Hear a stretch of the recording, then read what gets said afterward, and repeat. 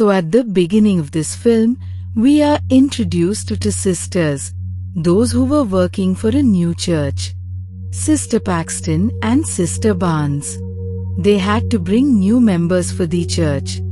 The people who accepted their offer, they were going to go to their house and give them an invitation to the church. On the way, these two sisters meet some girls who bully Sister Paxton, and Sister Paxton starts crying in pain. Which tells us that she is very innocent and very kind-hearted. Seeing this, Sister Barnes tells her that you have to strengthen yourself. Nothing will happen by crying like this in life. Anyway, while talking, they had reached their destination. On the way, it started raining and they were both drenched. These people had come to Mr. Reed's house. He had to ask them some questions about religion. Mr. Reed calls them inside the house. But Barnes says, "No, we can't come inside. There is a rule in our church that if there is no lady in the house, then we don't go inside the house." Then Mr. Reed said, "I have a wife, and she is making blueberry pies in the kitchen." They also smelled blueberries from the house. So, agreeing to him, they both went inside the house. They parked their cycles outside.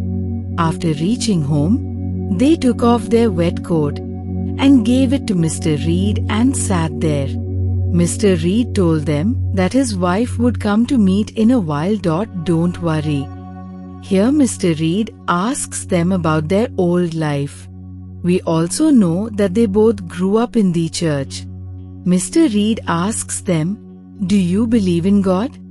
They both said yes. He now shows them the Book of Mormon, which was written by Joseph Smith. According to him, he did not believe in any religion before. But when he was in trouble, an angel came to help him. After that, he believed in religion and God. Mr. Reed asks them, "Do you think Joseph Smith's words are true?" To which they both say, "Yes, this is absolutely true. God is also a part of this world." He now asks another question, "Do you believe in another life after death?" To which they both said yes.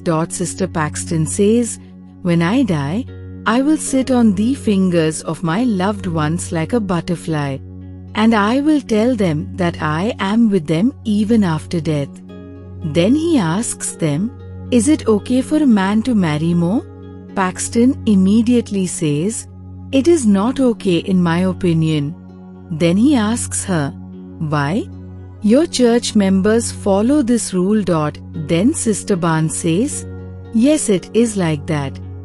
But it is because our church members want to increase their membership. And the more members of a family, the more church members will grow. That's why they kept this rule." On which the man said, "No, it was not like that. I tell you, Joseph married more for his entertainment.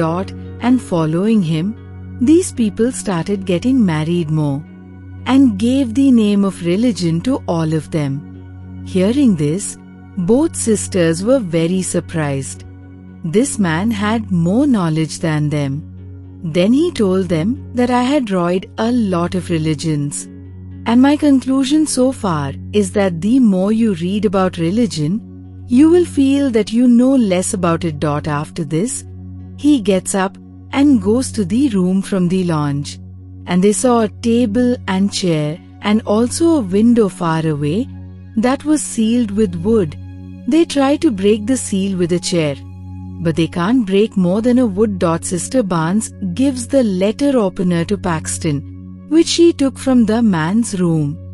She tells Paxton that I will engage this man in my words. When I say some special verses, attack that man immediately. After that, we'll escape from here. While they were discussing this, a woman, wrapped in a shawl, sits near them. She had a poison pie in her hands. She sits down and starts reading some verses. Reed's voice tells them that this woman is a prophet, and she will die after eating the poisonous pie. After that, this woman will tell you what she saw in the afterlife. It was an unbelievable thing, but they really stayed there. Sister Barnes saw that Reed had made a model of his house.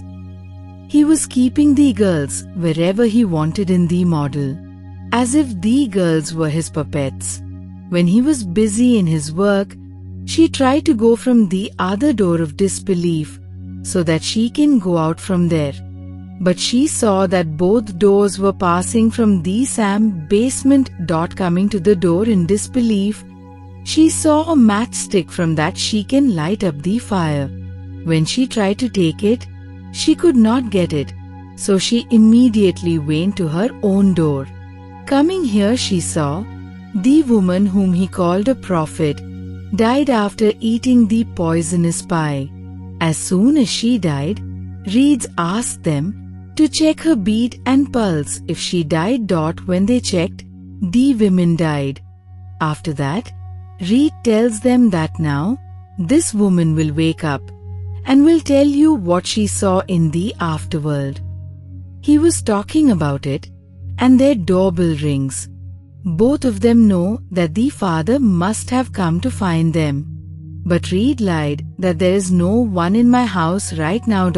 As there were no bicycles there. So the father went after believing his words.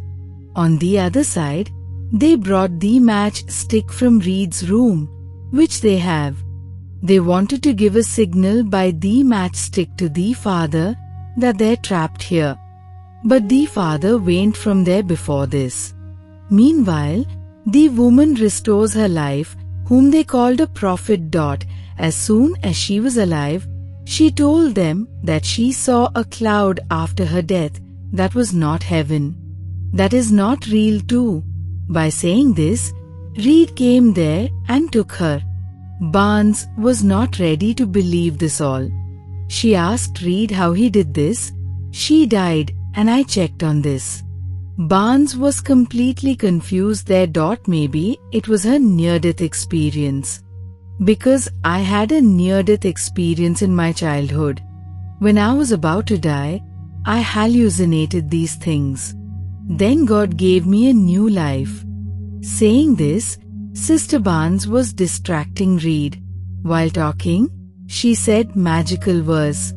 It was the time when Paxton had to attack Reed. Before Paxton could kill him, Reed takes a knife and stabs Sister Barnes' neck. Saying this, Paxton gets worried. She said, "What you did?" And Reed said that this girl is not real, she is a stimulation. After killing her, he takes a chip from her injured hand and tells her this is her chip, and Paxton says, "This is not a chip, but an implantation for birth control. And I know how you did this all. The woman whom you told a prophet died actually, but the first dead, and the other woman were changed. I noticed that their methods were also changed. It was done when we went upstairs to take the matchsticks. It was all your controlled plan. I know there is a pit in the basement in which the woman must be dead." Reed begins to laugh and says, "How will you prove this all?" Paxton says that I will find that secret passage. He begins to laugh and says that there is no secret passage. Hearing this, Paxton again goes to the basement to find the secret passage. And she got it. Surprisingly, her theory was right. The dead body of the woman was there in the basement. She returned and told Reed, "I said this was all your controlled plan." Hearing her, Reed, instead of being upset, was happy. Actually, Reed wanted Paxton to understand this all what he did. Now, she knows about all the rooms. There was a room where her cycle lock was used. She used her cycle key to open it. There were many women inside who were imprisoned. Reed came to her and asked, "Did you get which one is the real religion?" In response, she begins to tell a long story. There is a pain in her voice. She began to speak and said that it was all planned. "You have started planning since we're here. You took our coats from our hands and took the keys of our cycles. You kept our cycles inside and started doing whatever you wanted. This was all in your control. It means you wanted to prove that the real religion is controlled. According to you, the religion we follow is controlling our minds. That is not our thought, but making us control through our religion."